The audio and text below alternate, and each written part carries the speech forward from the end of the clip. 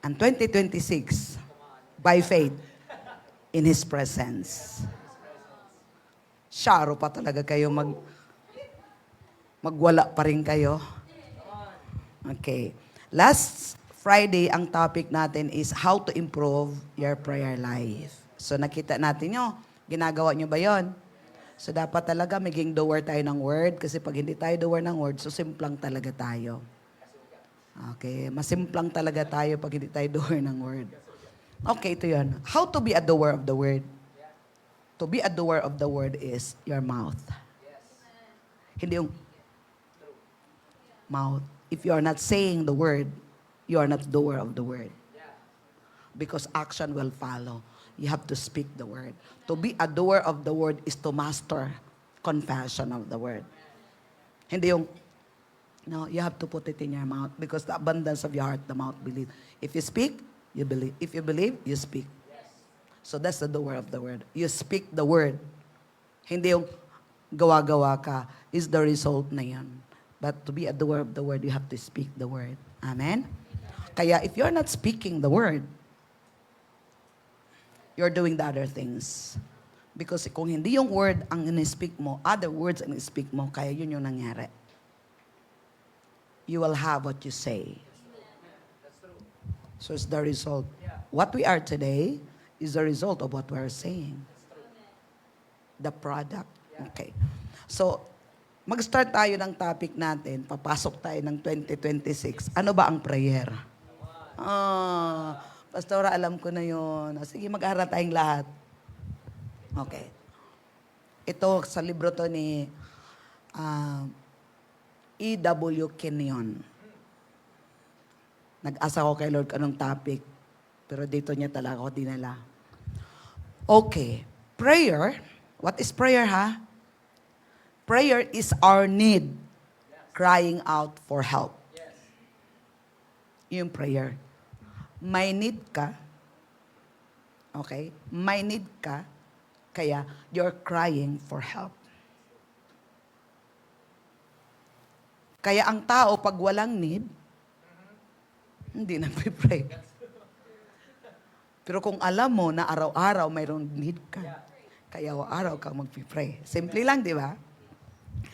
Prayer is the voice of faith to the Father. So prayer is a voice of faith. So what is faith? Faith is what you heard from the Lord. Diba? Faith is what you heard from the Lord. Faith is what you believe, you speak, and you act upon. So prayer, okay, is the voice of faith to the Father. So when you come to the Father, you are bringing your need on the basis of His Word. Okay. What God said about your situation. So, i-refine natin yung ating prayer. Okay? Prayer is born, ipinanganak ang prayer, is born then of the sense of need and the assurance that God will meet it. So, ito yung prayer na lalapit ako kasi meron akong need. Sasabihin ko kay Daddy. Hindi tayo kay Jesus, ha? Maliwanag. Sige, silip muna tayo, Ate Ana, sa John 16, 23, 24 para maintindihan natin. Kasi minsan pag sabog-sabog talaga, sabog din. And in that day, you will ask me nothing. Most assuredly, I say to you, whatever you ask the Father in my name, He will. So, saan yung direct ng prayer natin? Kay Father. Okay? Father, ito yung need ko. O, di ba, para sa bahay, meron kang need, punta ka kay nanay. O kaya punta ka kay tatay, sabi ni tatay, sabi mo kay nanay, sabi ni nanay, punta ka kay tatay. Pagdating kay tatay, punta ka kay nanay. Di ba? Pag approve na kay tatay, approve na din si nanay. O, di ba? So, ganun din. Kay Father tayo. So, gamitin ang pangalan. So, ngayon, pag may need tayo, punta tayo kay Father. Okay? On the best, in the name of Jesus. So, ano ba yung Jesus? According to His Word. Dala mo yung need niya. Okay, kaya prayer, na-sense mo na mayroon kang need. Tapos ngayon pray ka, Tapos, dun sa prayer mo, sure ka na answered ka na kasi meron kang word. So, hindi ka, kaya yung prayer is you are coming to the Father with the answer. Kasi yung word niya yun. Okay. Are you there? Yes. Dandahan yan tayo. Siguro mga 2 taon tayo nito mag-aral. 19 chapter to eh. 14 lang yung ano eh. Okay. Sir, pakakainin ko talaga kayo ng maayos. Sige, punta muna tayo. Sige, Jeremiah. Sige, kanina to eh. Namnamin natin. Hindi tayo hindi tayo magpalaro dito. Walang contest dito ha. Walang contest. Yeah. I'm a good chef. Si Holy Spirit yung good chef. Siya yung aking master. Okay, Jeremiah. Silip muna tayo sa Jeremiah. Okay, Jeremiah. Ipakainin mo na kayo. Jeremiah 3:15. Sige. Okay, ano sinabi niya? Narinig ko lang to kanina. Jeremiah 3:15, and I will give you a shepherds according to my heart who will feed you with knowledge and understanding. So, di tayo magmamadali. Ha? Mamadali. Okay. Punta tayo sa Jeremiah. Jeremiah, saan na ba itong Jeremiah na itong isa? 23? Ha? Okay, 23 verse 4. Okay. I will set up a shepherd over them who will feed them and they shall fear no more. Ayan. Kaya huwag ka talaga kasi kayo matakot sa akin kasi papakainin ko kayo. Napapakain ngayon ko para di kayo matakot sa akin. More be dismayed. O, di ba? They shall not fear no more, nor be dismayed, nor shall they be lacking, says the Lord. Kaya kung matakot kayo sa akin, di talaga kayo makakain. Kasi hindi na kayo kakain kasi takot na kayo. Okay. So ito. Unbelief cannot pray. It can only utter words. But they are not really praying. Kasi ang prayer, di ba? You sense a need, then you come to the Father with the answer. So kung mayroong unbelief ka, punta ka lang, murmuring ka lang. Akala mo nag-pray ka, pero you are not really praying. Kasi ang prayer may result. Okay? Prayer is the living word up to Him. Prayer like a mirror. Okay. For example, kanina, sa John 16, whatever things you ask the Father in my name, He will give it to me. So it's like a mirror. You come to the Father with that scripture. So now you have the answer. Okay? So kailangan matututo talaga tayo. At ito yon, you say His word in prayer. Ang nangyari, God Himself sees His word. When you come to the Father with a sense of need, and then, di ba, in the name of Jesus, with His word, the Father, nakita niya mismo ang kanyang sarili. Because the word is God Himself. So siya mismo, nakita niya ang kanyang sarili sa bibig mo. Kaya nga, faith. Kasi word. Okay? Tapos, He said it. Okay, sinabi ni Lord. Pagkatapos, you're asking Him to do it. Kaya nakita niya sarili niya. Sinabi. Di ba sinabi niya, ask whatever. Sige, balik muna tayo, Ate Ana. Yun yung cute din. Sige, yun na lang kasi may Father. Dito tayo kay Father. Okay, balik natin. Salamin natin yung Ate Ana. John 16. Okay, sinabi niya, I say to you, whatever you ask the Father in my name, whatever. So lahat ng meron ka, whatever yun. Okay, so pag meron kang need, whatever need, bring it to the Father with His word, and the Father sees Himself in the word. So, anong ginawa mo? What He said, you just bring it back to Him. Daddy, sinabi mo, whatever I ask, Daddy, ito po yung kailangan ko ngayon. Sinabi mo. Then next verse, sinabi mo. Next verse. Until now, you have asked nothing in my name. Ask, and you will receive, that your joy may be full. Okay, binigay mo na. Naintindihan mo yung prayer. Binigay mo na. O pagkatapos, and the peace of God will transcend all understanding. Mayroong joy. Lumabas ka sa prayer, nakangiti. Kasi naibigay mo na. Sinabi na. That is confident.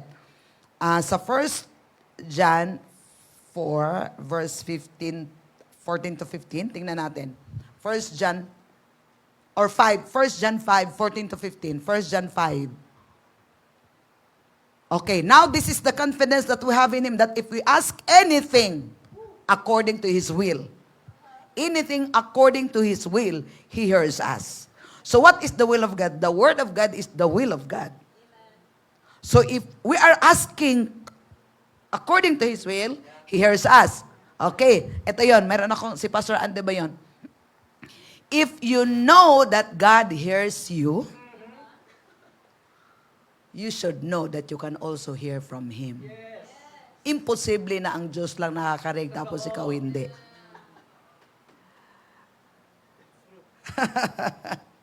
Di ba?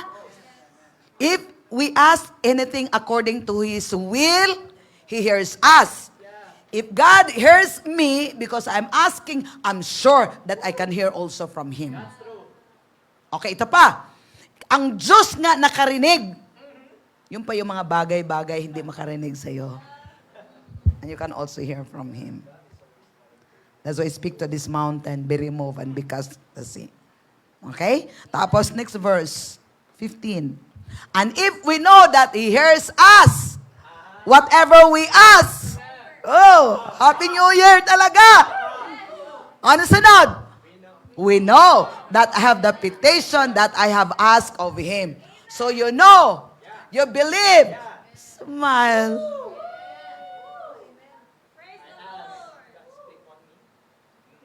Okay. Why you are not happy? Because unbelief. You don't believe. You doubt. He who doubts will receive nothing, anything from the Lord. Amen? Okay, sige pa.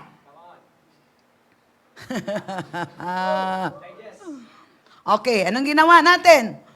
Nangako ang Diyos, hinawa kaming pangako, at binalik mo sa Kanya. Ang tanong, may pangako ba si Lord? Asan ang pangako? Kung hindi mo yun ilabas sa bibig mo, pinako mo lang din. Kaya walang nangyayari. Okay.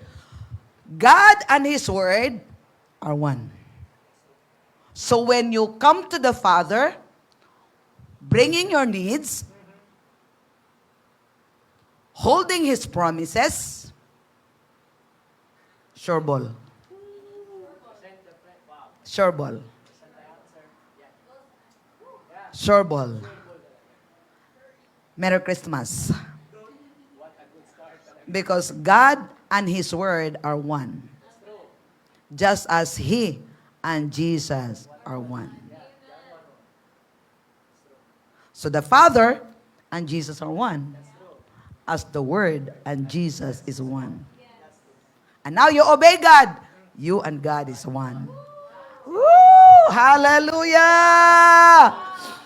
Ha, ha, ha! So, anong ginawa ng Lord? The Father honored His Word, or God Himself honored His Word, the Father, and calling Him Son. The Father honored the Word, and He called it Son. Wow. Wow.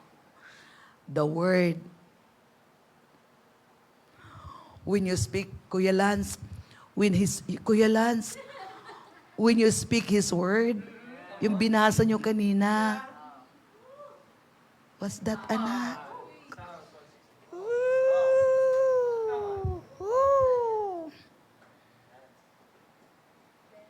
Wow.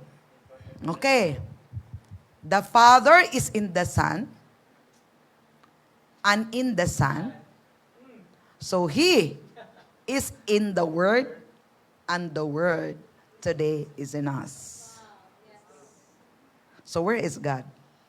So when I release that word, I'm releasing the power of God. That is faith. Amen? When we caught the word, we caught Him. Kaya ano mong kinukot mo? Walang pera, magulong bahay, magulong buhay. So you're caughting demons. But when you caught God, the word, you're caughting God. When you rest on the word, we rest on Him. Kaya kanina sela lang. Rest in His presence. Why sinabi yung kanina? Di ba word is a mirror? Because the word of God said, enter into His rest. So we rest in His word. Praise the Lord. When we rest in His word, sinabi niya, do not let your heart be troubled. Praise the Lord. Thank you, Lord. Cast all your cares. Oh, praise the Lord. Hallelujah. You're resting in His. But if you are doubtful of unbelief,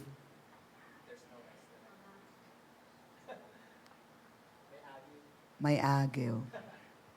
Okay, ito pa. Mga 3 taon tayo dito, dandahan na. Di ba masarap? Sarap, di ba? Sarap, di ba? His word is my contact with Him. Do you want to contact with God? His word. His word is my contact to God. Hello, Lord. Yes, Lani. Jeremiah 30:33, call to me and I will answer you and tell you that searchable things. Hello, Lord. Yes, Lani. I need this, Lord. I need joy. Yeah, you have the joy already. Just ha, ha, ha.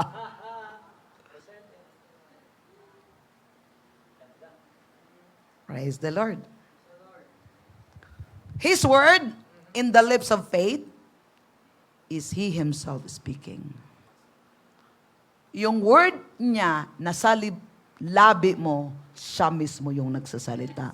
Di ba alam niyo yung sa praying tongues natin? We're just allowing God to use our tongue. We're just landing. We just let Him land. Pinapahiram natin yung bibig natin, yung dila natin. So when we put the word in our mouth, it seems Jesus Himself speaking. That's why there's power in declaration. Kings and priests. We are God's mouthpiece. Then, we are speaking His word back to Him. You put, balik kagad sa Kanya. Pabalik, ikot-ikot lang tayo ha. Okay, para ma-establish talaga talagang happy, merry talaga yung Christmas yung kumakuha nyo yun. Okay, we hold His word. Okay, ito yun. Pag hinawakan mo yung word ni Lord, yung pangako, parang nag-deposit ka sa bangko. Secured. Okay. Yun yun. Na yung word na yun, okay, secured.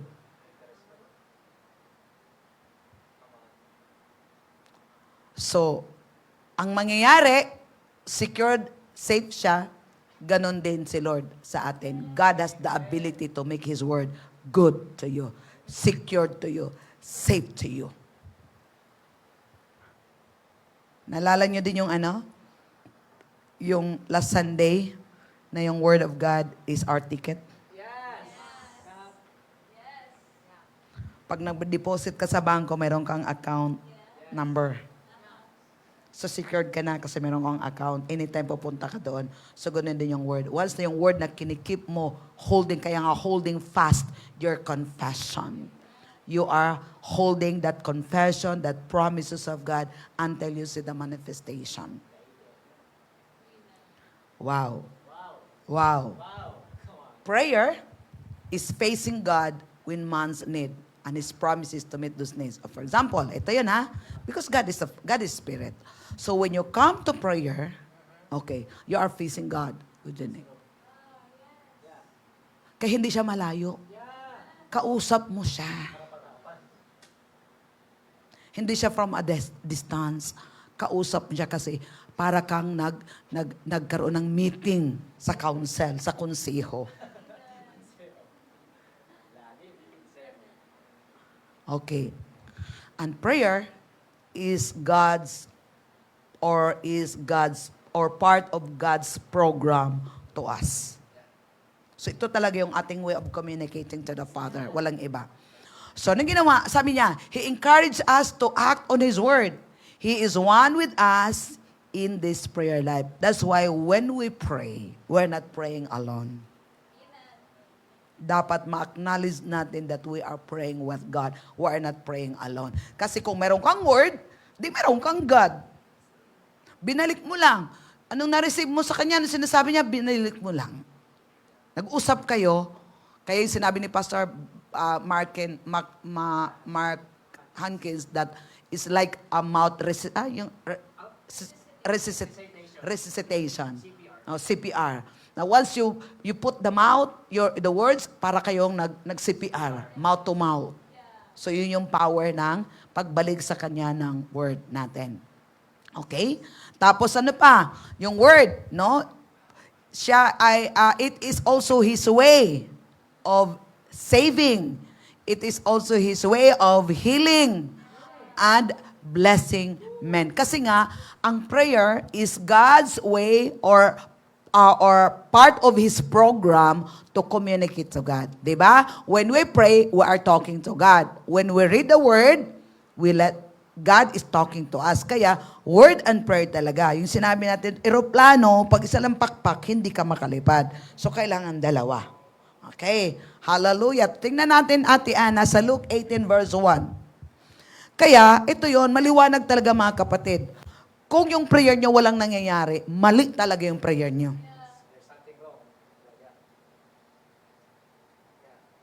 Mali talaga.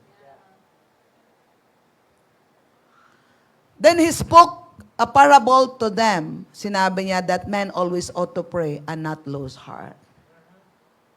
Dapat laging nananalangin, hindi na discouraged. Sa easy translation, Ate Ana. Kasi ang prayer may result eh. A fervent prayer of a righteous man availeth much. Righteous ka eh. Ba't walang result? So ito yung problema kay Lord. Ang problema sa tao, sa nananalangin. Sige, sa easy translation. Then Jesus told His disciple a story. He wanted to teach them that they must go on praying always. They must not get tired. Kaya nagtatired ka kasi walang nangyari. Mali kasi. Diba? Unbelief. Wala talaga yung unbelief. Wala talagang result pag unbelief. Okay. Prayer means vital contact with the Father. We are near enough to Him to breathe in His very presence. That's why when we come to prayer, we are breathing. We are kinokontak natin si Lord. We are fellowshipping with God. Hindi lang yung prayer dahil meron kang need. Kundi, dahil alam na ni Lord yung mga need mo, kaya kailangan mo sabihin sa Kanya yung need mo through prayer, through fellowship, with His Word, with the promise.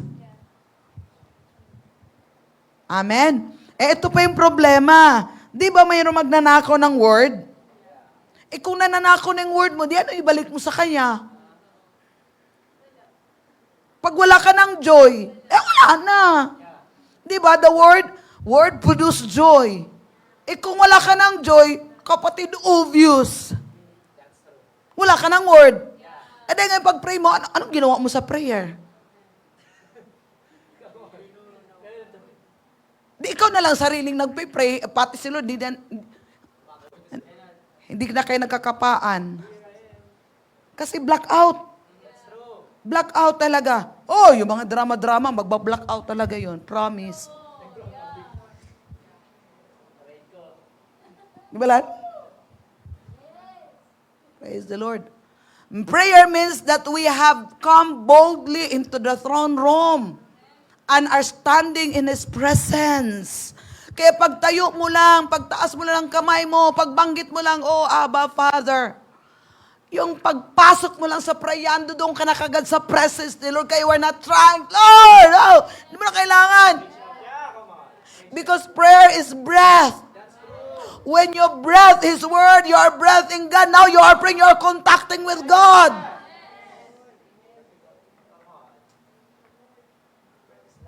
Walang brown out doon, walang party line.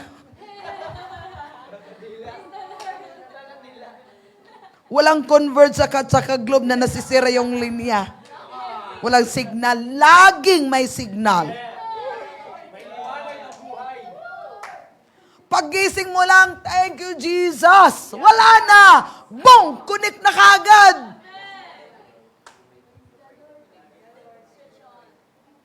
Prayer means that we have come boldly into the throne room, understanding in His presence. It is more than bringing Him on the scene. It is going into the presence of the Father and Jesus in an executive meeting. Ando doon ka, laying our needs before them and making a requisition for ability, for grace, for healing, whatever pang kailangan mo. Father God, I come boldly to the throne of your grace. You just acknowledge the presence of God and then, boom! Heaven ka na. Wow! So whatever that need, pumunta ka doon ka sa sa table. Oh, praise the Lord. Sa executive meeting, whatever the need may be, we are making a demand upon Him in prayer. Lord, ito yung kailangan ko. Parang pumunta ka sa magulang mo, estudyante ka, ma. May project ako. Tama? Ano sasabihin ni mama? Walang pera? Pinapaaral ka pa kung walang pera. Sabi ni mama, magkano yun? Kahit walang pera, magkano yun? O sige, nga mamaya. Si Lord ba kaya? Ang tanong, anong ginawa natin sa prayer?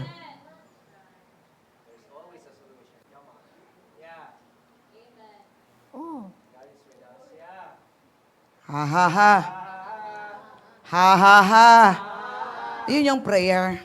Kanong umaga, mamaya na. Kanong umaga, habang nagpipray ako, Pretura musika la ka toro mo unda daya mo. Tapos minibilitit ko, tapos naaaliw ako dito sa topic na to, sa libro na yun. Sabi ko, kaya ituturo ko. Ituturo ko. Tapos ngayon, habang nagpipray ako, kaninang umaga pa yun eh, yung pamangking kong bunso naming pamangkin, birthday niya sa Sunday. Kunento lang nang umuwi ako. Yung lola niya sa kabila, yung, ano ba yan? Yung in-laws, mayroong babuyan. Tapos yung baboy daw nila, nanganak. Tapos may mga biik-biik na. Sabi nung yung pamangking ko, sabi niya, Ma, sa birthday ko, maglitsyon ako. Gusto ko litsyon. Sabi niya, anong litsyon? Ma, gusto ko litsyon. Pagkatapos, sabi niya, hindi, mayroong baboy doon, mayroong baboy doon, mayroong baboy doon. Hindi na talaga siya papayag kasi mayroong baboy doon. Siya yung namimili ng baboy. Pagkatapos, excited siyang pupunta doon sa kabilang lola. Tapos, pagkapunta niya doon sa kabilang lola, diretso kagad niya sa babuyan. Kaya yung pangalan, pinalagyan ng pangalan, Iking siya. Pangalan niyang Ikang. O sige, Iking ka, yung baboy mo, Ikang. So, excited siyang pumupunta doon kasi may baboy siya para sa birthday niya. Hanggang lumalaki na yan. Kaya may ihaw, malilitsyo na yung linggo kasi birthday sa linggo. Pero ano to yun? Ano yung nakita ko? Ang bata, bold. Alam niya anong gusto niya. Nakita niya yung baboy. Akin yun. Siya pang pumili. Yun yung na-picture ko. Kung nakita mo sa Bible, anong meron ka? Lord, akin yun. Akin yun, Lord. Akin yun, Lord. Kaya excited kang lagi sa prayer. Kasi, Lord, akin yun, ha? Akin yan na yun, Lord. Akin na yun, Lord. Akin na yun, Lord. Akin na yun, Lord. Bakit? Nakita mo dito. At nilagyan mo na ngayon ang pangalan. Kung sasakyan mo yun, Lord, thank you for my car. Kung bahay yun, Lord, thank you for my house. Kung pera yun, Lord, thank you for my money. You say, my. Nilagyan mo na siya ng pangalan. That's faith. Amen. That's faith. Yun yung gusto ni Lord, yung bold kang lumapit, come boldly. Kasi sa'yo yun lahat. Anak, sa'yo naman talaga yun lahat eh. Woo!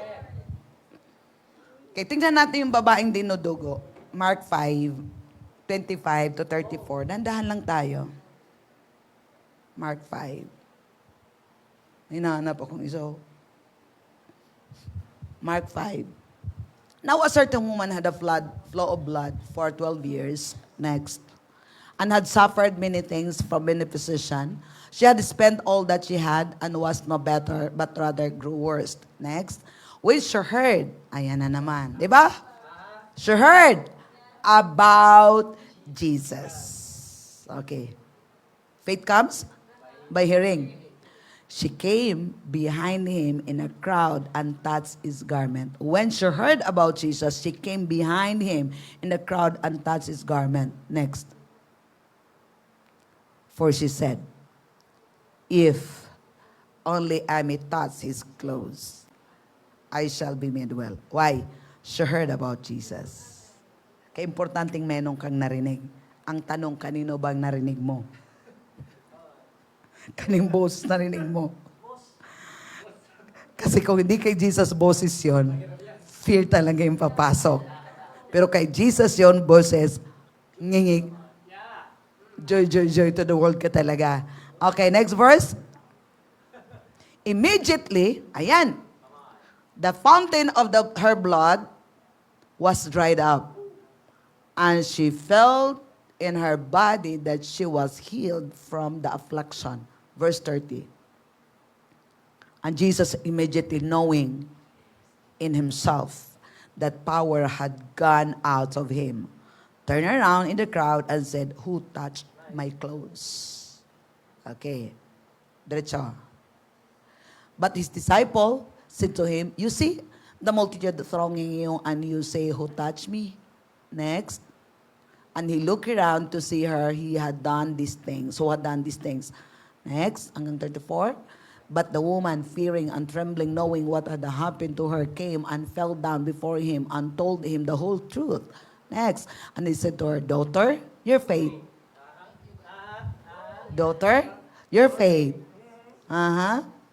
Yung pamangking ko, his faith. May lechon siya ngayong linggo. Daughter, your faith has made you well. Go in peace and be healed of your affliction. Okay, what happened here?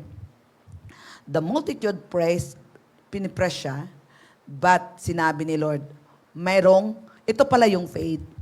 Once you release your faith, you demand God's ability to be released. You demand God's power to be released. There cannot be any touching of the master without the master knowing it. We need touches him. Kung ano yung need mo, mag-touch sa kanya, it makes a demand upon his ability to meet that need. And prayer is the way in which we touch him. When you come to the Father in faith, okay, his word, like the woman, he hears about Jesus and he said, kung mahawakan ko lang ang lalayan na yung Jesus, gagaling ako. Nung ginawa niya, di ba? Word.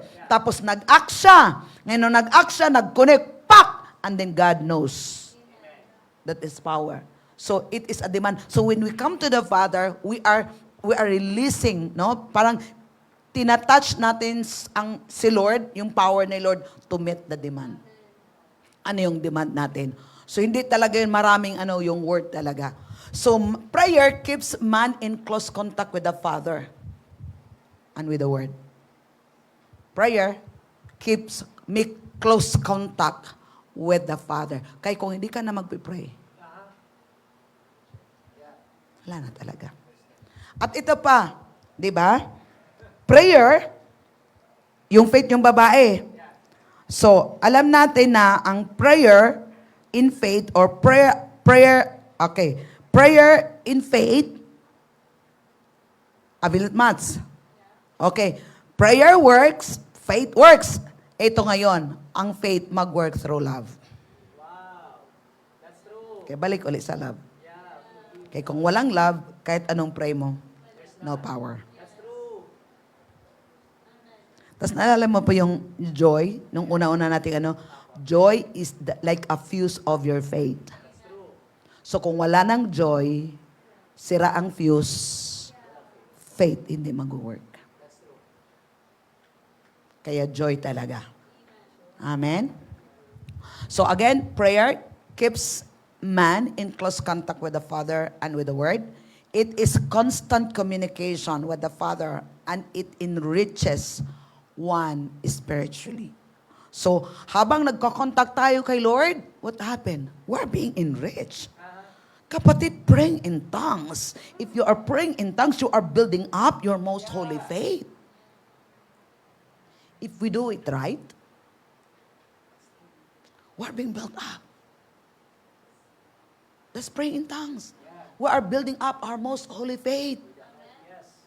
Na kahit ano pang mountain na harap sa'yo, you are being built up in the inside. You have a faith-moving mountain, giant in the inside. It illuminates, ano pa? Sinabi dito, it is a constant communication with the Father. Ito pa, it illuminates the Word. Mas lalo nagdiwanag ang Word. It illuminates the mind, and it refreshes and heals the body. Yun. Pag constant yung communication natin kay Lord with His Word, what happened? Nagliliwanag lalo yung Word of God. Hallelujah! Nare-refresh ka. At saka yung body mo, gumagaling ka. Because, sinabi, di ba, the Word, punta tayo. Proverbs 4 verse 20. Okay. NLT ate, NLT.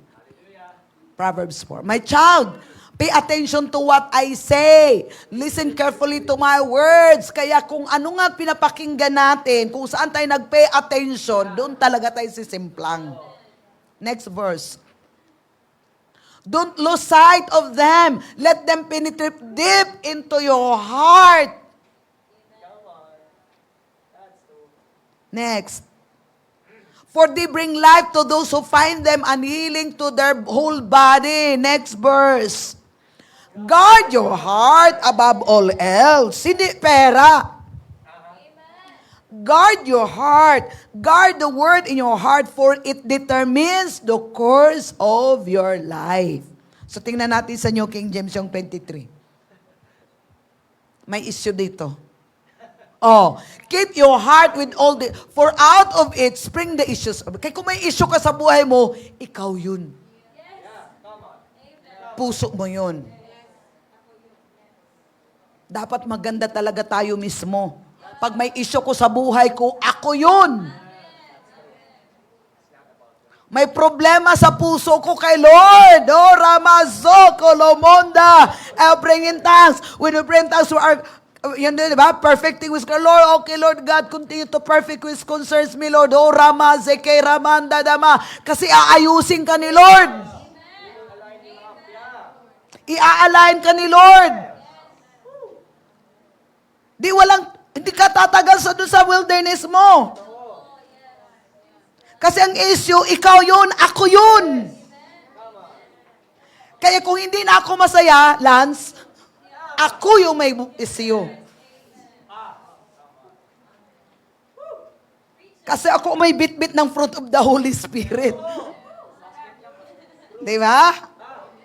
Yun. Ha. So ito yun. Yung feature ng prayer talaga natin, okay? It is a prayer life that is, sinabi dito, that it reaches to the uttermost part of the earth. Kaya lagi tayo sinabi that there's no distance in the Holy Spirit. Pag tayo po ay nagpipray dito, may pinagpipray ka doon, boom! Nangyayari yun. Amen? So when we pray here, for example, nagdanalangin tayo, what happened? The Spirit can send to Him through the Father, the blessing that the needs. Ano pa bang kailangan nila? So ito yun yung prayer para siyang original wireless method.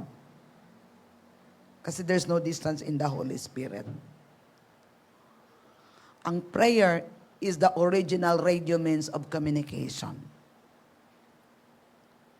Amen? Nag-speak ka dito, nag-pray ka dito, pagkatapos instantly ando doon na doon sa dulo. Kaya there's no distance in the Holy Spirit. So ito yung ministry natin. Kaya kailangan nating mananalangin. Kaya kung hindi ka nananalangin, yun talaga may problema. Pag mayroong unbelief ka, yun talaga may problema. Gusto kong matapos tayo dito sa 2025. Sabihin ko sa inyo, kung mayroong nangyari sa prayer mo maganda, you're doing it right. Pero kung walang nangyaring maganda sa prayer mo, you're not doing it right. Itinuro ko naman lahat. Ba't sa akin nangyari? Ba't sa hindi nangyari? Okay. It's not about the word, it's about the heart. Nangyari sa akin. Ba't sa'yo hindi? Pareho naman tayong kinakain. But it works in me. Ba't hindi nag-work sa'yo? So yun ang issue, hindi tao. Ang issue, hindi nagturo. Ang issue, yung taong nakinig. Amen? Prayer is a spiritual exercise. Your spirit is contacting to the Father.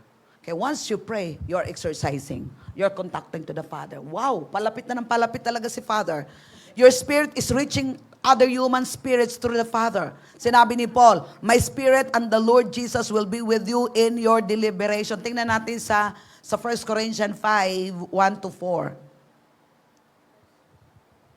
Ha, ha, ha. Ako nag-decision talaga ako kahit anong mangyari.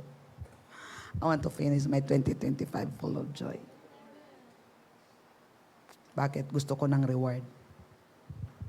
Sayang naman pinaghirapan nating joy, joy, joy every Friday, Friday, isang taon yun. It is actually reported that there is a sexual immorality among you, and such a sexual immorality is not even named among the Gentiles, that a man has his father's wife. Next verse. And you are puffed up, and have not rather mourned, that he who has done this deed might be taken away from among you. Next.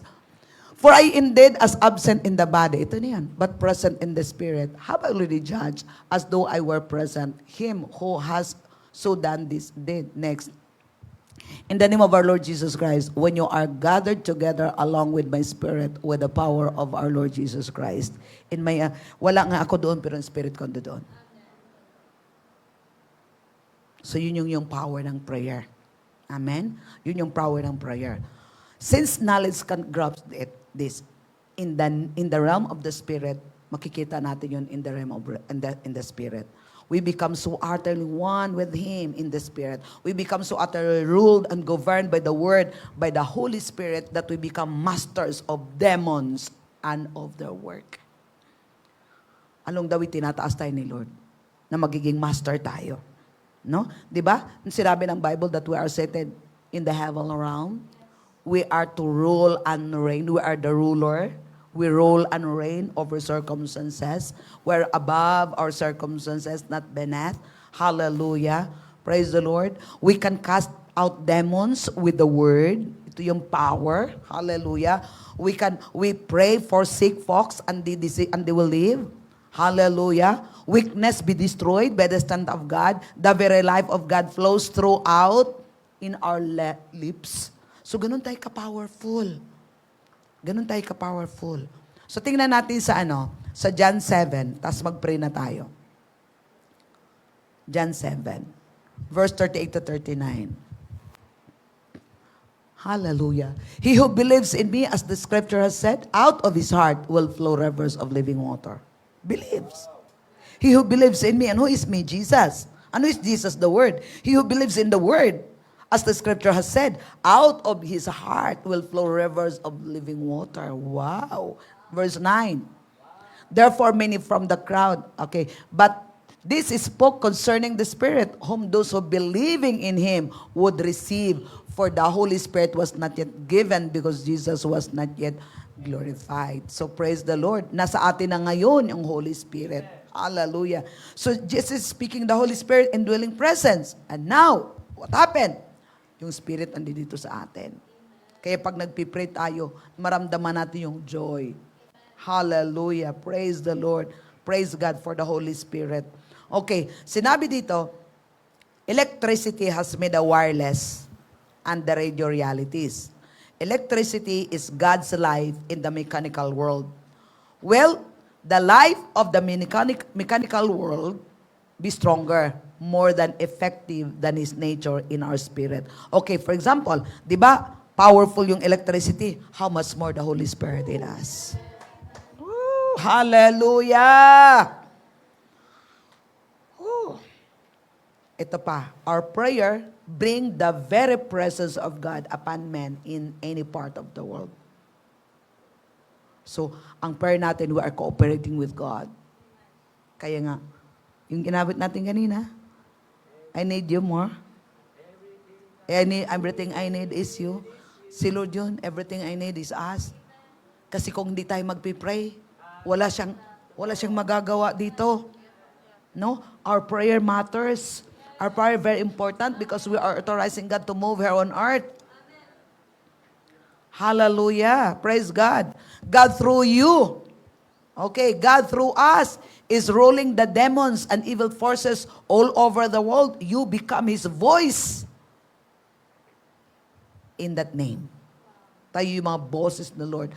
So the Word really becomes the sword of the Spirit and it is waging war against demonic forces who rule man. His Word through our lips dominates these world forces. Then, they don't know it, but they feel cramped, bound, hindered, conquered because of that Word that's in us. Kaya kung hindi ka nagpipray,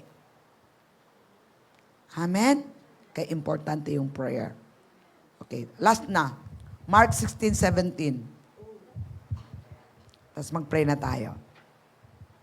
Ayusin lang natin yung prayer natin, ha? Okay, and these signs will follow those who believe in my name. They will cast out demons. They will speak with new tongues. Okay, they will lay hands to the sick and they shall recover. Meron tayong ganun. Authority. So, saan yun? Sa prayer. Okay? 2 Corinthians 6:1, Amplified. Okay, 2 Corinthians 6:1. Kaya huwag talaga natin ipatangay ang word. Sinabi dito, working together with Him who strongly urged you not to receive God's grace in vain by turning away from sound doctrine and His merciful kindness. So, pag nagpipray tayo, we are working together with God. Yung prayer natin, we are working together with God. So, we are laboring together with Him. Okay? Through our prayer. Kaya ang prayer talaga is a ministry. Prayer is an assignment. Kaya kung di tayo magpipray, we're not laboring with God anymore. Amen? Hallelujah. Okay, so nakita natin? Sarap talaga. Dapat siguruduhin natin yung prayer natin ay tama. Huwag na lang tayo mananalangin. Totoo yun. Ito yung na-experience ko. Ilang taon na ako dito kay Lord. Okay, compute. Lance, 1997. Minus 2004. Ilang taon si Jacob? 28. Ang tagal mo kasi. Yan, 28. So in my 28th journey with God, 28 years old na ako kay Lord.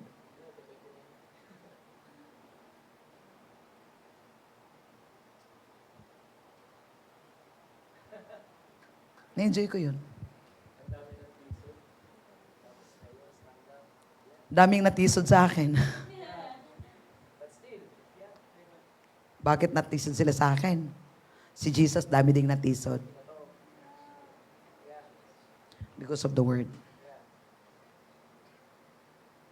If you stay in the Word, if you stay in prayer, marami talaga matitisod sa iyo. Because of what's in you. That's the power of God. Amen? Yung dahilan kung bakit si Jesus pinapersecute. But I enjoy my life.